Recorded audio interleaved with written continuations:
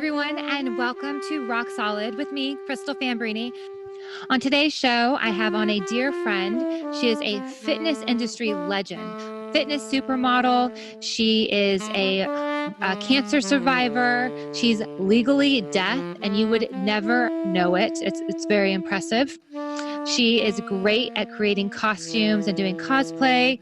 She's an influencer, and she's just an awesome power woman. She's also the author of this book I have called The Booty Bible. Check that out. That is her booty right there if you're watching the video podcast. It's the top 10 commandments of quick and easy tush tightening. And you know, I think I should actually take a look at this now during the COVID period.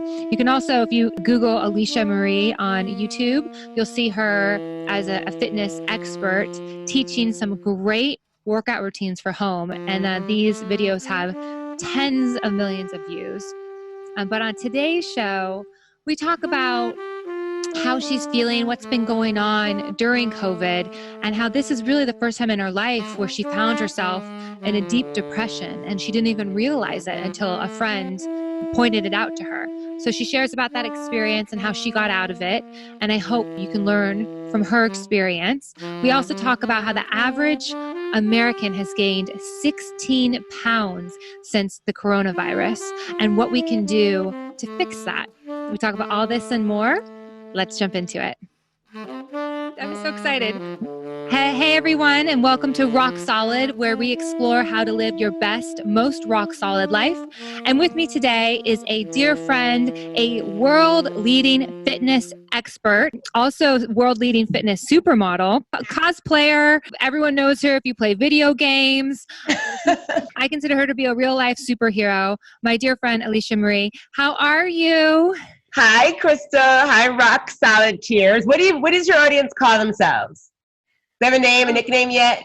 No, I don't. What should we call ourselves? Yeah, you guys need like a nickname, but I just want to say I'm happy to be here, and I'm happy to finally get to connect with Crystal. It's been a while. We've known each other a long time, which is crazy, but we haven't gotten to reconnect, especially with the shutdown, and I'm really happy to be here today. Yeah, thank you so much. I had a podcast for a while and I paused it and I started producing other podcasts, and now I'm back, and being in quarantine and being safer at home, it gave me a great excuse to relaunch my podcast, because I think I broke through this idea of perfection. Like I wanted it to be a certain way, and I was like, let's just start doing it. I'm proud of you.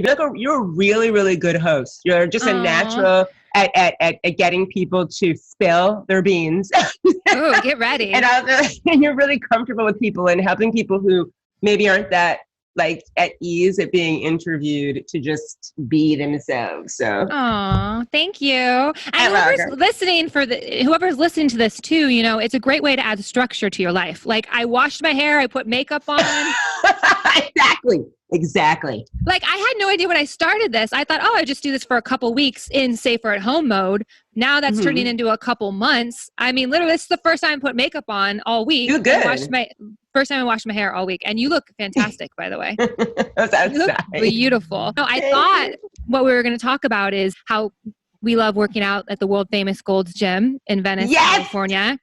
And I thought we were going to talk about how great it is to be back in the gym. However, yesterday, our governor shut down all indoor gyms again. What? You understand, it was around 12:30 and I was doing a kickback machine. I have felt really proud of myself the past 2 weeks when it would reopen, because Gold's Gym did it right. They, you walk in, they take your temperature, they ask you to wear a mask, and they do have someone walking around to reinforce it. Told us that the government required us to wear gloves. People put their gloves on, people social distance. I saw a lot of people wiping machines down. So people in Gold's really took it seriously, because we loved the fact that the gym was back and we didn't want something to happen where it got shut down again. So the past 2 weeks, I've been like going hard, because I was like, I will never take this place for granted again. Oh God, I'll be here every day. I was so excited.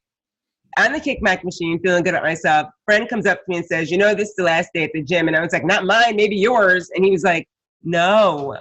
And he sends me the tweet where our governor decided at the gym, I think he just went across the board non-essential. I don't think he generally targeted gyms, but gyms fit in that non-essential, which makes me sad. I feel like they should be essential because it's like mental health. I'm just waiting for the studies that show that people in gyms are catching it. That's where, and I mean, we haven't had any of that yet. So of course I was like, why are they taking my gym away?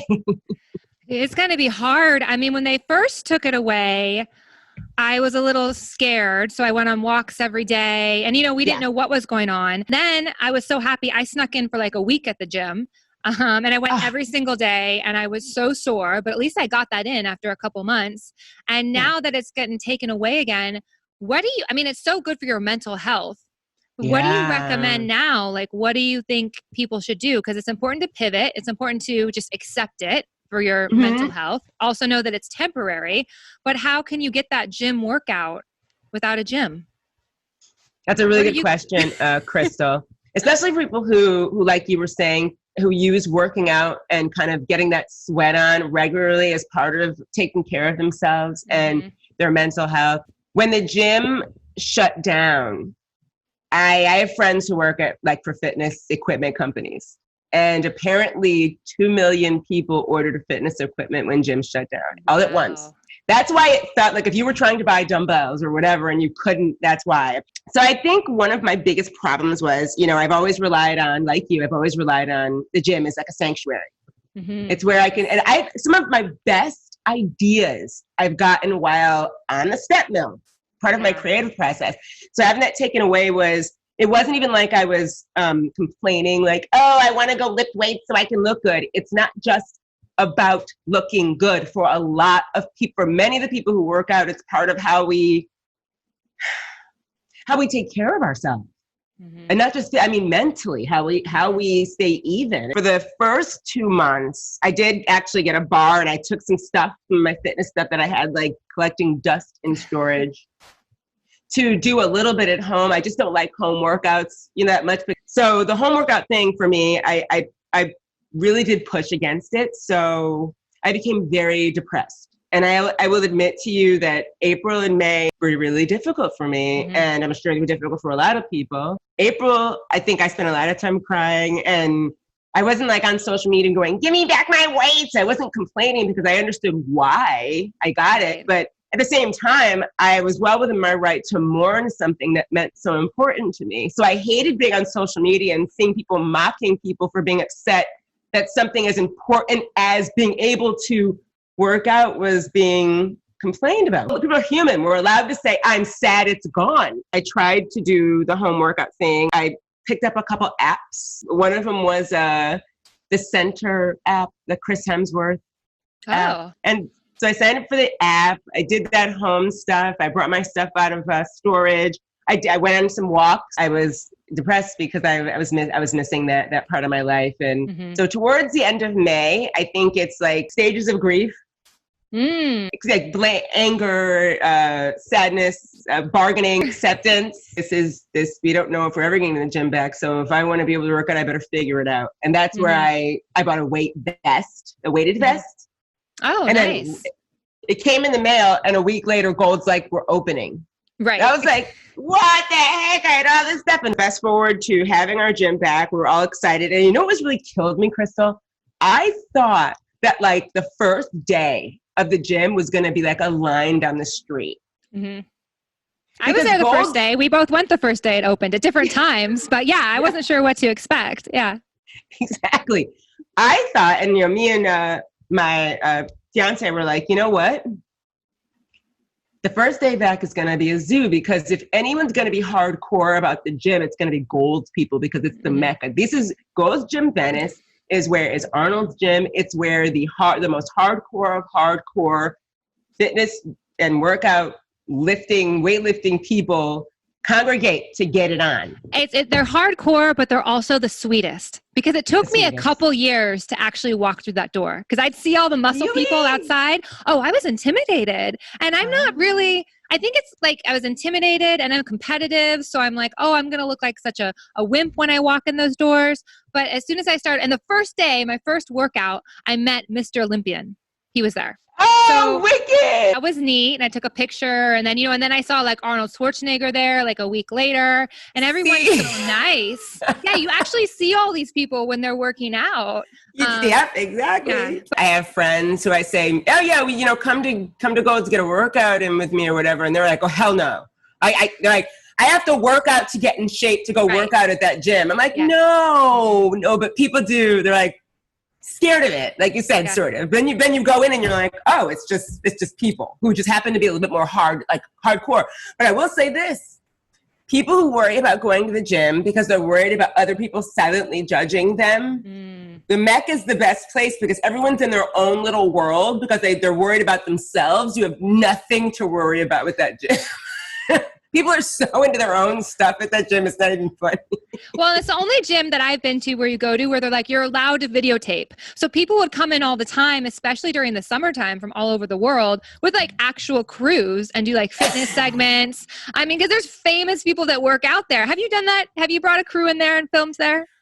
I have not, but people have asked me if I should. They've asked me, they're like, when are you going to bring? And I took a sort of step back from fitness as a professional. Whereas, for years, I started working out when I was like 9, maybe. Wow.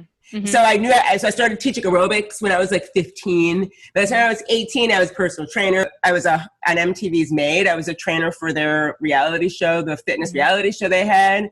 So they sent me all over the country training people who would never step foot inside a gym. That was really interesting. But it was stressful, though, because I was working against – it was fun, but it was stressful because I was working with people who not only never saw the inside of a gym or even like the idea of working out, but they also – you're working with the emotional and mental part of like self-worth. I always say people sometimes wear how they feel about themselves on the outside. Mm-hmm. So people who would – push back against me for reasons not just to, oh, this is really hard for me to do, but more like I don't feel good about myself, so I don't even want to imagine getting to a point where I might. So I had to fight hurdles, and people who watch the shows did get to see the evolution of the young people that we worked with for MTV. So it was a really cool show. And then writing books and doing DVD series. I've been in fitness my whole life. I read something recently that said that the average American has gained 16 pounds in the shutdown. I know, insane. That's a lot of weight. That's a lot of weight to put on in 2 months, Mm-hmm. And I know it's due to the fact that not only were gyms closed, yes, but also we were locked inside, so it was sedentary. So when you're indoors and you're stressed out, a lot of people are emotional eaters. Mm-hmm. A lot of people are emotional eaters. Some people are emotional starvers, but then you have a lot of people who are emotional eaters when they're going through stress or any emotional turmoil. The first thing they look for is a snack, what's on hand. And everybody stocked their fridges and cabinets full of food because they don't want to go to the grocery store more. So there's always food on hand. Oh, I'm bored sitting here and I'm also stressed out because I'm watching the potential end of the world. Let me go have a box of Oreos. Yeah, I deserve this more than ever. Yep. It's okay. Exactly. Coupled with the fact that we're all just sitting around the house. Like I have friends who wrote to me saying, Alicia, I gained 22 pounds. I have one friend. I gained 20. She goes, and I'm like, don't beat yourself up right now, but recognize that now it's time to start figuring your way out of that. Don't say, oh, well, I'm tossing the towel and keep going. Right now, say, okay, look at me. I gained this much weight. It's not healthy. Let me do something about it. It's not a plan of personality because that's what fitness is in general. Fitness is personality. There are some people who could never, some people are like, I could never take a class because they don't want to be in a class full of people sweating, and that's okay. That's not your thing. Some people are like, I hate things like that are mind-body, like yoga and Pilates, and you don't have to take them. So right now, we have less choices. However, still find things that you will stick with. But that you like. Oh. Yeah, try everything. And when you find the thing you like, remember, with working out, I do not try to lie or sugarcoat it or try to like bunnies and rabbits and lollipops and candy. Working out is never going to be easy. It's never going to be like, oh, this is as fun as shopping. So your job is to find something that you like enough to put it into your life and to keep doing it. But as a fitness person, and Crystal can tell you this too, We're never on the step mill going, oh, this is so much fun. I can't wait to do it again. I want to go for another. Never. It's the results we fall in love with and how we feel like during it and how it makes us look and how that makes us feel about ourselves. It's part of our self-esteem. And that's why it's so important. And at least when you're at the gym, once you get there, you're like, okay, and you see all the other people working out, you start to work out. But now that we don't have that community, you know, you can be at your house, you roll out of bed. What do you do? And it's really easy to say, I'll do it tomorrow. Right now, you have to put yourself on a schedule. You have to say to yourself, I'm going to do a workout 4 days a week. I can pick the 4 days, but I have to do it. It's you that has to do it for yourself. And you have to remember the why. In order to put it on the schedule and commit to it and say, yes, I will be doing 4 days. Essentially, you have to have the right mindset. So how do we get into that? How do you get into that right mindset? What do you do to then take it to that planning stage? Well, for me, you know, I'm already in that point in life because fitness has been it's part of who I am. I can't imagine not having something physical or active that I'm doing. I probably would go insane, which I kind of did in the past couple of months. I think that without the risk of sounding trite or preachy, which is one thing I know people hate from trainers and fitness people, I think you kind of have to set a goal for yourself. If you don't have okay, I want to lose, I've gained 16 pounds. I want to lose 4 pounds or 5 pounds by June 30th. You know, you have like 1 pound to 2 pounds a week. So you say to yourself, okay, I'm going to go easy and make it where I lose 1.5 pounds, 1 pound to 1.5 pounds a week. There's your goal by this date, and make sure that you get there. But the only way to get there is to have that goal to look at. Otherwise, you're just working out. Yeah. So accountability, you're saying. You got to create an accountability schedule for your fitness and your health. You really do. Well put. You have to have something that you're looking toward. I know a lot of people who compete in fitness competitions, or I would train people who were getting ready for a wedding or like a school reunion. That was a goal. It gave them something to look toward. It's really, really difficult when you have the kids screaming and bored home from school. You're trying to figure out what to do with your career or loss of a career right now. You're looking at bills, family, worry, craziness, and then having to figure out a fitness schedule for no reason. So you kind of do have to say, oh gosh, I've gained 16 pounds and I don't want this to be 2021 and I've gained 38 pounds. You see what I mean? Mm-hmm. And that can happen. So I would definitely say, first things first, say, I know I need to lose, and then set up a schedule, set up like a goal for a date that you have to hit. And then the next step is, what am I going to do to do it? Mm-hmm. Am I going to try an app? Which you should. Some people, I have friends who do apps and they're very successful with them. I am not. For some people, it's, I need to get outdoors. You're able to get outdoors as long as you're safe. You can go outdoors. You can walk. Some people like jog. One thing about jogging is very high. It's not only high intensity, it's high impact. Mm. So if you've never been a runner and you're all of a sudden throwing yourself into running on pavement that has no give, you're going to be prone to injury. So I tell people who say, oh, I'm going to start running. First things first, what kind of sneakers do you have? Number 2, I would not advise running, trying to run straight for 30 minutes without stopping unless you already have a certain level of fitness conditioning, health conditioning. I would suggest that you would go outside, run for 5 minutes, walk for 2 minutes. Run for 5 minutes, walk for 2 minutes. You may still get the little shin splint soreness. It's just from impact. That will heal. But if you notice anything with your hips or your knees, you have to stop. And that's why walking is probably a better next sort of progression for people, ease into the running because you can cause major injuries to your joints if you've never run on pavement before and you're all of a sudden throwing yourself into it. Yeah. I've been doing a lot of walking. I wasn't walking there for 2 weeks and I gained some weight, and then I started walking 5 miles a day, which at first felt like a lot. And I was, you have to figure out what works for you. Like I was walking 5 miles all at once, which was like 2 hours, because I guess I was walking kind of slow. And then I'd be so tired because it'd be like the middle of the day and it was sunny. So I was just getting like sunstroke during it. And then I decided to split it up and do like a morning and evening walk, which is like 2.5 miles in the morning, 2.5 miles in the evening. And that worked for me. So then it was like, all of a sudden I was walking faster. It was like maybe 40 minutes, under 40 minutes. And, then I still was doing stuff during the day. And that kind of it was like my walking meditation.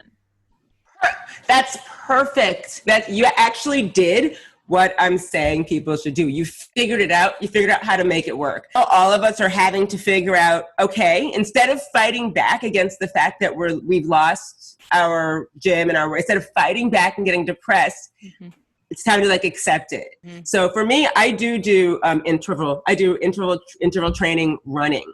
Yeah, I like that idea that you said. Run a couple minutes, walk a couple minutes. That's good for your cardio. Yeah. Yeah, and you know what? People don't realize with running, it's not about running like a maniac or running like speed running. It's a light jog 5 minutes. You have to work up to running for like a long period of time. So give yourself a break. As long as you're getting out there and doing it 30 minutes, that's good. Because you can actually burn a lot of fat doing intervals because your body likes fast, slow. That's how you can burn a lot of fat. And that's why a lot of people who train, they love using interval training as a way to burn fat. When I saw myself gain a couple pounds, I was okay with it in the beginning. I wasn't judging myself because I knew I was overeating. I was totally, and I don't think I've done that before to that level. Like I had, bought a month's supply of food and I was eating pasta and pizza every night, and I normally never do that. I normally go to the grocery store like every other day and buy fresh vegetables and eat like fresh salads. But I was, so I was all out of whack. And then I saw on Instagram, you posted something about how you had gained weight. And, you shared your story. And I was like, okay, I'm not alone in this. Even the fitness supermodel has gained weight during this. And how much weight did you gain during it? Well, how much was it? 8 pounds. How much? I went up 8 pounds. 8 pounds. We were all anxious and scared for all of us were. We didn't know what was going on. We were like, is this going to be like outbreak we're living in here? What's going on? And anxiety, stress, cortisol levels go up in your body. Program storage. Body starts storing again. And then you're like, I need comfort things. Oh, here's some gummy bears. Let me just have a bag of it's all a recipe for weight gain. And that's why I was trying to explain in my post. I was like, don't beat yourself up. Yeah. The first step is recognizing it and saying, okay, this is what's happened. Let's try to backtrack as best as we can and kind of just mean we're all in this together. When you say the first step is to recognize it, that is something that's so simple, but so important because we're not wearing our normal clothes. We're not in our jeans. We're not in our pants. We can't tell if anything's tight. I put this dress on today. I'm like, is it going to zip up? I'm not sure. Like I've lost the weight now, but have I? And it zipped up. So that was great. I'm like, okay, phew, but I wasn't going on the scale for a little bit because I'm like, I know I've gained weight. And then once I went on the scale, I was like, is this right? Really? Because I'm normally so always the same. And then you're like once tall I realized, and thin, you're like Barbie. Then once I realized I'd gained the weight, I was like, okay, now I got to create a plan. But I hear a lot of my friends who've gained weight say, I go, well, how much have you gained? And they're like, oh, I'm not going to weigh myself. I don't know. That's not taking accountability for it, right? That means they're not ready to really address the issue. Exactly. I think they're worried if they see it like in black and white in front of their face that they're going to get depressed and then get worse. And a lot of people do, they're like, well, shoot, once I've fallen off the wagon, let me just stay off the wagon. Mm-hmm. Instead go, oh, well, this is what it is. Look at me. Ooh, got more booty, whatever. And then jump right back on the wagon and try to figure it out. And we have to remember that weight loss is 3-pronged. It's 3-pronged. It's getting some movement and activity in. Mm-hmm. It's, watching that diet and making sure that even though we don't have access to as much as we used to, that we're not nomming. You know what I mean? Like you're sitting at your computer all day and you're like, let me just grab a bag of chips. Let me grab this. It's like your calorie levels start increasing without you realizing how much your hand to mouthing out of comfort, the hand to mouth snacking, that'll get you. Then last is freaking sleep. That is so important. Sleep. Yes, because a lot of people are having a hard time sleeping right now because they have an anxiety. People had weird sleep hours. People had sleep patterns were out of whack. They were like nap, wake up, instead of sleeping for a lot and letting themselves sleep just out of stress or anxiety or just not wanting to be asleep, maybe to see what was going on in the world and the third horse of the apocalypse. What's next? You know what I mean? Yeah. You go to sleep for a couple hours and you wake up and there's a news story that's happened. A state's been closed down. The airports are closed. Like it was crazy there. It was real. Everything that's happened. We as a people have been through what I, as an amateur armchair psychologist, would call a version of trauma, like PTSD. Mm-hmm. So we have to recognize that's going to cause some physiological problems. The mental is going to kind of materialize in physical problems like migraines, headaches, stress, kind of how fireworks do to dogs. Like for 3 days, they're sort of like shaky and weird and can't eat. It's trauma, what we've been through. We didn't know what was going to happen to us. Yeah. We did not know who to believe, what was happening next, where were we going to, a lot of people were worrying about jobs, money, how am I going to feed my kids? All went into survival mode. We weren't really thinking, oh, well, am I going to look good in these jeans tomorrow? We're thinking, am I going to be around to wear the jeans tomorrow? Shoot, man. Now that we know more about what we're up against as far as what's happening with, coronavirus and the world, now we try to live around that piece of trauma that we all have. Instead of just trying to survive, we can say, okay, now we can try to survive while focusing again on our health so that we feel better about ourselves. And the best defense against catching this is to be freaking healthy, man. Whenever I've ever gotten very sick in my life, like just the flu or whatever, it's because I wasn't paying attention to my sleep. Wow. You don't pay, you're like, I'm staying up all night and do this. As soon as I don't get enough sleep, I immediately catch something. I think about that all the time. And I'm like, I'm not catching this. So I will be sleeping 8 hours if I need to. Mm-hmm. So what time because you're a night owl, right? Huge vampire. I mean, vampire. Me too. I think I stayed up till like 4 a.m. last night, if I'm being super honest. Creatives tend to be night owls for some reason. That's what studies show, that creatives tend to be night owls. So you can be a night owl. And then you just sleep later. Yeah. You don't judge yourself for sleeping. So what time did you go to bed last night? I'm just curious. I went to bed at 2 a.m., which was an upgrade from the 4 o'clock that I had the whole past few months to be 4:30. Yeah. I went to bed at 2. So I was like, oh, I'm feeling good about myself. And I think right now the most important thing for everyone to do and think about is to just be freaking flexible as possible. Be willing to roll with it, because we don't know what's, and the more we push back, the more stressed out you're going to be, the more you're going to talk yourself out of everything you want and can actually do. So literally say, gym's closed. Well, here we go. What's next? Oh, I'm walking down the street and there's a peacock walking right down the street next to me. Oh, there's a peacock. Next. What's that? Like literally just roll with the punches.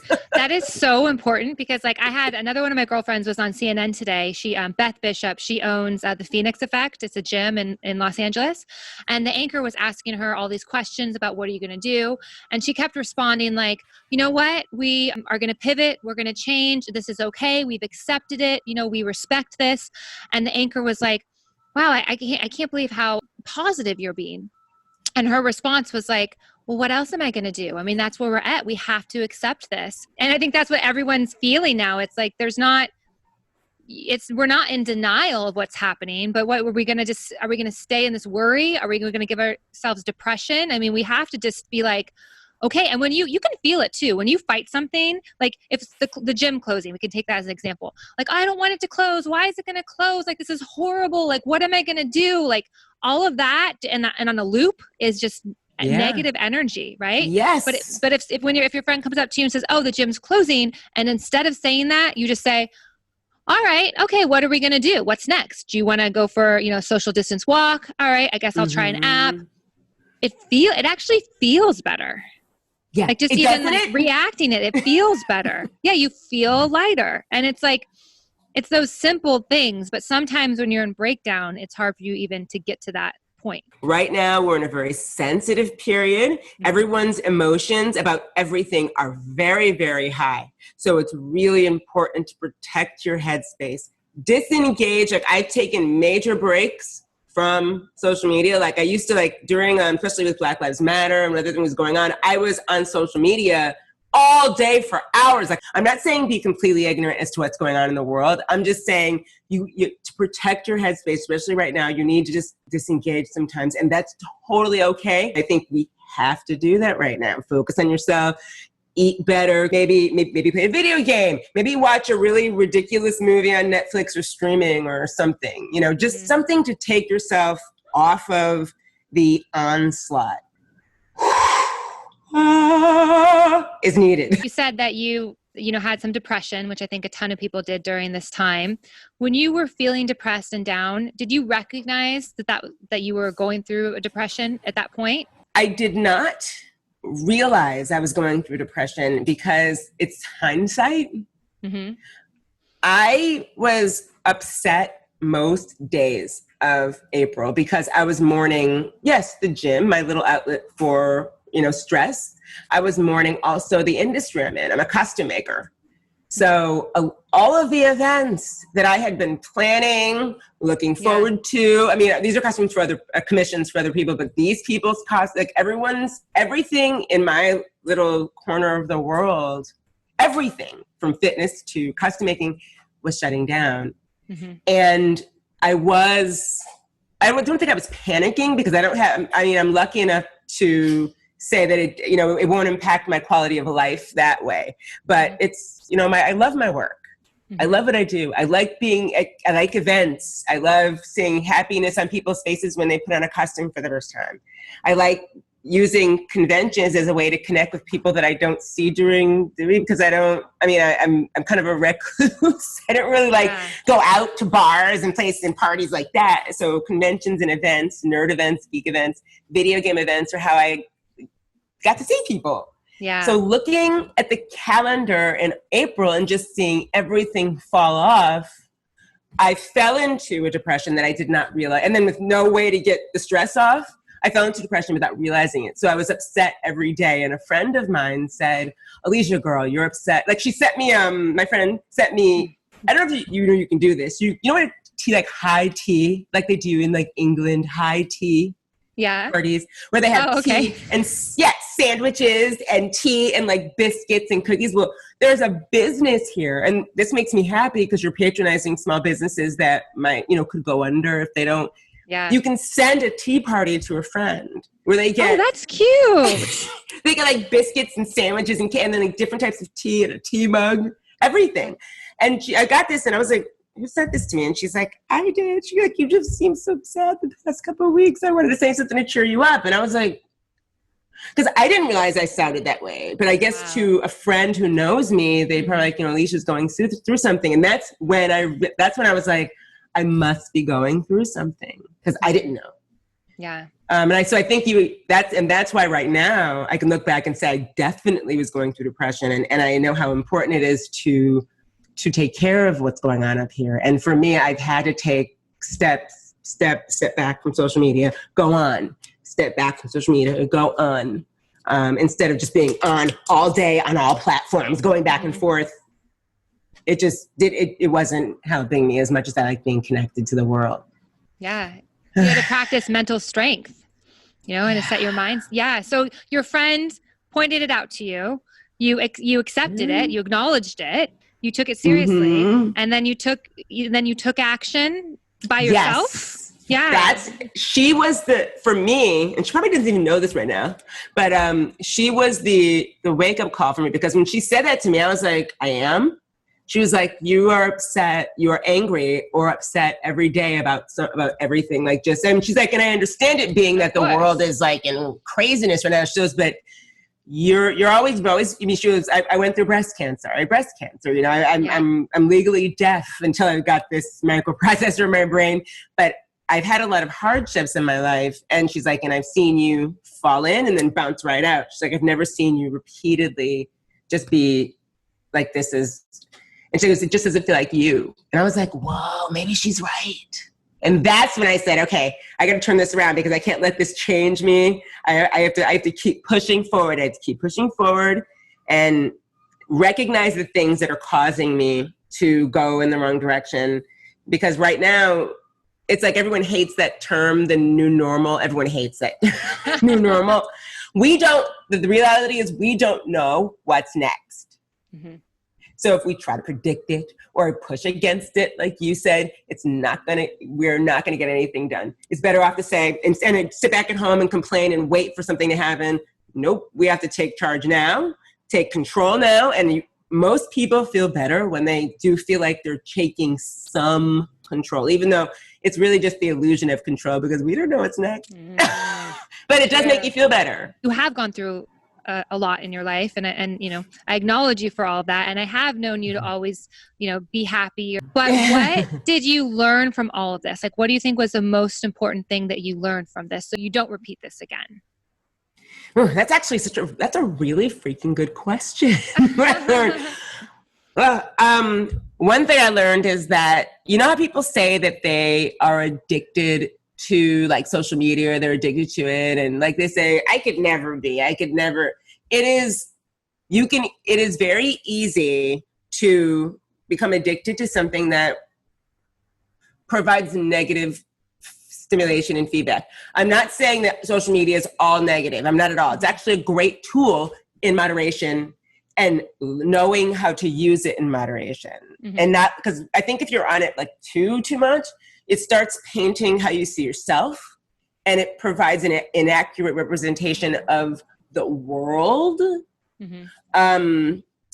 I read something once, and it was, side note, because I'm ADHD, I went to college for neuroscience. So I happen to love everything that has to do with how the brain processes information, how it functions, topography and all that stuff, whatever. And I was reading a study once that said that because of evolution and the way the human brain has evolved for survival, it will map itself for negativity.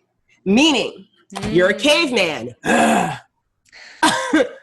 And a green dinosaur with big teeth comes over and bites your leg off. You survive. Aversive conditioning, you learn to avoid green dinosaur. Your brain learns to protect itself against green dinosaur, green people, green trees, the color green, and it's like if it left unchecked, it will just keep spiraling because it's until you're not leaving the house. Like, I'm scared of everything. It's literally how our brains have evolved to survive, and we are still very much a caveman in here. So what happens is we see or read too much negative. Our brain will start turning everything that we see, read, or experience into something that could be potentially negative with zero positive. And when I read that study, I was like, I see how that could happen. Like, I'm sure you know some people who everything's negative. Everything's just negative, Nancy, negative. People who are like that. Your brain wants to go that way because it feels like it protects you if it's just negative all the time. So we have to just make sure that we limit the amount that we're putting in it. And we have to take to ourselves, say, am I processing this negatively when it doesn't have to be? Because the program, and because coming backwards out of that is harder than going into it. I was like, oh, great. We have another thing. Your own brain's against us now.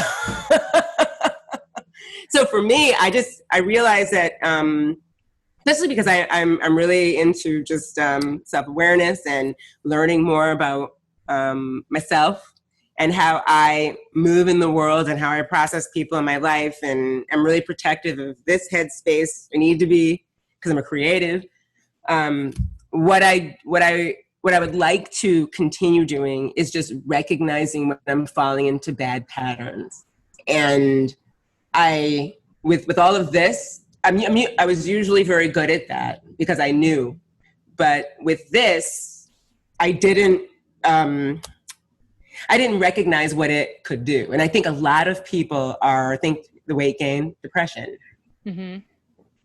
For obvious reasons, a lot of people are depressed right now. To use the term self-care, I think it's more important than ever. I think I read somewhere else that therapy and as through percentages, people are all going, we're going through a lot as a people. And so even if everything can't be cured by meditation or walks, we can try to help what we can of it. by first recognizing it, and then second, just taking action. Another thing I lost was I'm in college. I go to Otis School of Art and Design for fashion design, costume construction, and pattern making. That was all taken away, like in mid-semester. So it's like everything. So everything started going, and I was just like, when I started, I stopped, and in that, because I was so focused on what was going on, I fell out of love with crafting, which is like my one thing that saved me when I was going through breast cancer. So what I did was I said, okay, time to start working out however I can work out here.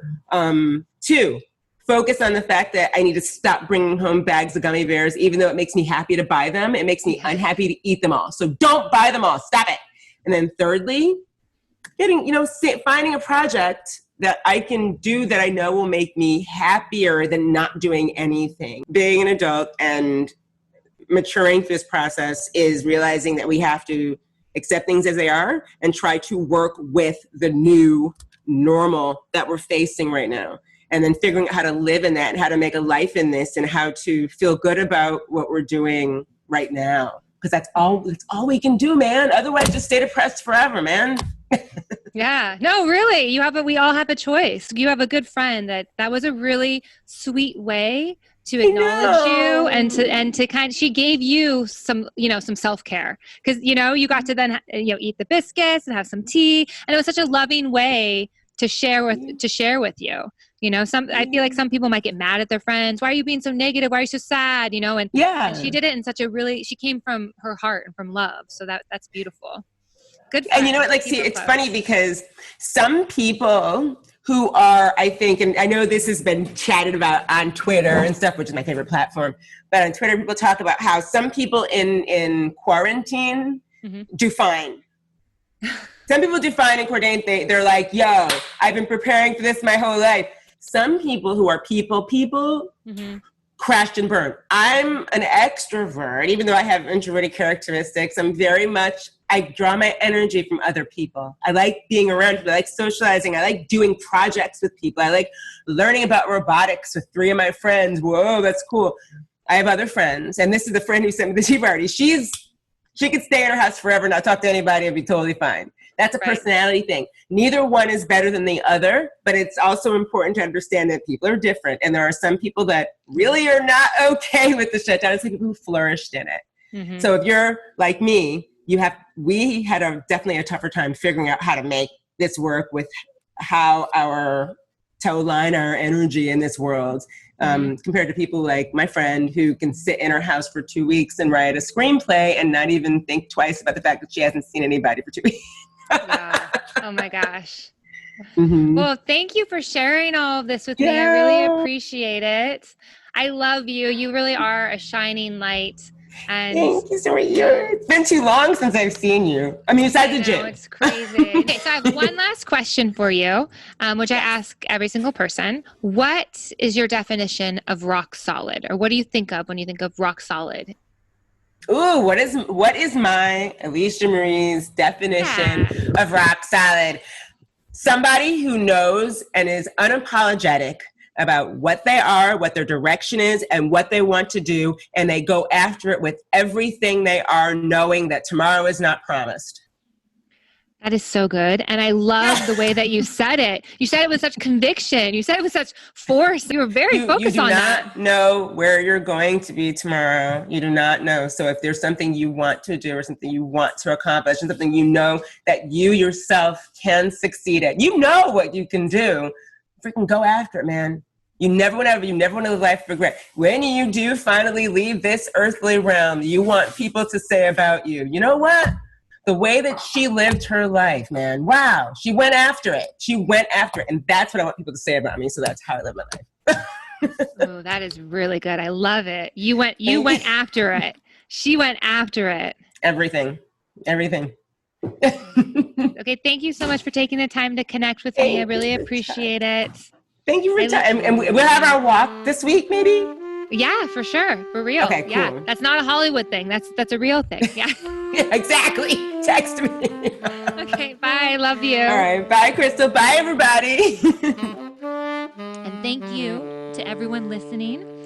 I hope you're having an amazing day, a little bit better day after listening to this. And I hope that this podcast helps you live your best, most rock solid life.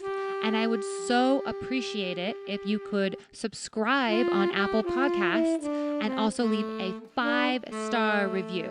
You go down to the bottom, you click on 5 stars, and you write a review. It really, really helps support the show, and I'd really appreciate it. Now go out there and be rock solid.